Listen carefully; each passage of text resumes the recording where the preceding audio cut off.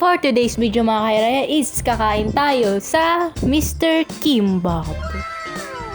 So yung first meal po natin is ang best seller po nila, which is ang bibimbap. It has many vegetables like carrot, green vegetables, corn, kimchi, eggs, meat, and syempre rice.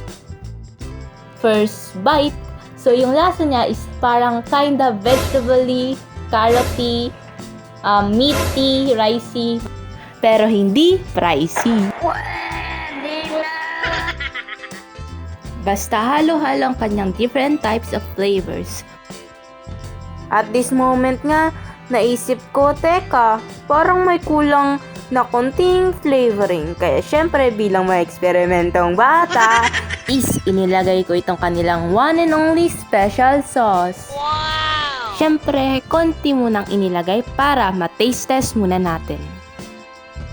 so halo-haloin lang and at last, isang bite. Parang nadragdagan nga siya ng konting flavor.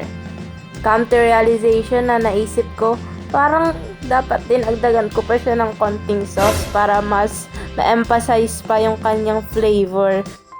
Pero di bale na, at least nakapag-take out ako ng isang extra sauce at hindi lang isa, kundi dalawa.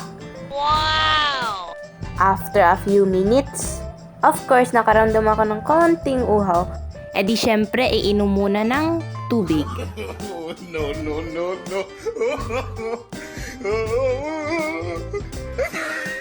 Ang OA mo naman, girl, pag open lang ng water bottle, nahirapan ka pa.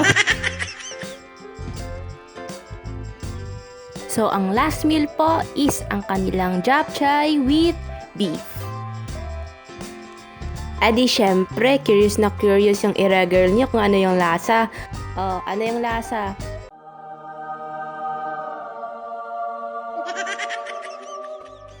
Grabe naman ang reaction na yun, parang pwede na pang advertisement.